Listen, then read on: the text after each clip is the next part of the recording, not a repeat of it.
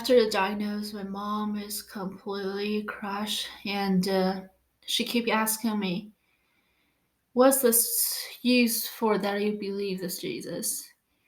And he doesn't help you, and those kind of things, they're too big and it happened to you. And I tell my mom, I said, "Mom, you know what? You cannot prove that if I don't believe in Jesus, then this thing cannot happen to me or will not happen to me. But because I have this Jesus, so I can smile and I can live a happy life, even with this child. And I have hope. And I do believe that God can heal her and God will heal her." But in my heart, I did cry out to God. The first question I asked him is why? Why this happened to me? I thought the God who healed me so many times already healed her. But why? Is it because I sin or anybody sin? And God told me, "It- is it because I got pregnant before I was officially married?" And God said no. It's not because of anybody's sin, but for the glory of God. And I was so happy, so excited. I know it's the story from the Gospel of John, and I know that man was huge right after. I was so excited, and I believe that my daughter gonna be healed right after. But day after day after day, nothing happened. She still cannot see. On her 100th day after birth, according to the Chinese tradition, we're supposed to celebrate the day. It's a big deal for the baby. And we plan the celebration, but on that day we have a doctor appointment.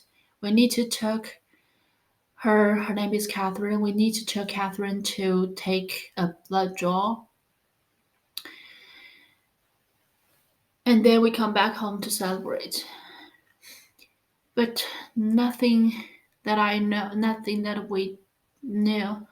After we took her to the lab, the nurse start to draw blood from her heel. She fight so hard, and the nurse kept telling us that it's okay, and I'm the expert of drawing blood from the kids. Everything's fine.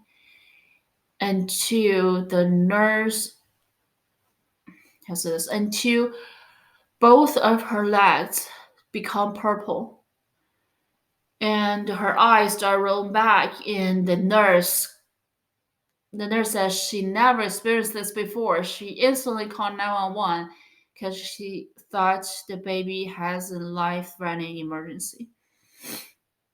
And the police, the ambulance, and the firemen, they all came and took the baby to the nearest children's hospital, Colorado Children's Hospital. And they started to do all kinds of testing and started to draw blood to determine what happening to her legs. And then we transferred to the main campus because they couldn't find anything wrong. So long story short, she ended up in the hospital for 5 days. And the hospital run every test that they can think of, but they didn't find anything wrong until on the fourth day.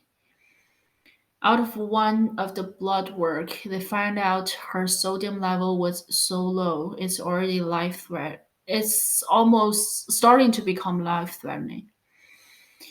And combined with her eye diagnosis, the lack of optic nerves, they decided to run an MRI of her brain. And finally, the result comes out. She doesn't just almost have no optic nerves and blind. She had four parts of her brain underdeveloped: his optic nerve, his pituitary gland, he doesn't have this membrane, and her forehead has more. Hmm, I forgot the word. It's just abnormal. And what's that mean? It means she's blind and she needs medication for the rest of her life. Over the years, she will need more kinds of hormone replacement, and the dose will increase as she grows. And she probably will have learning disabilities, and there's nothing the doctor can do.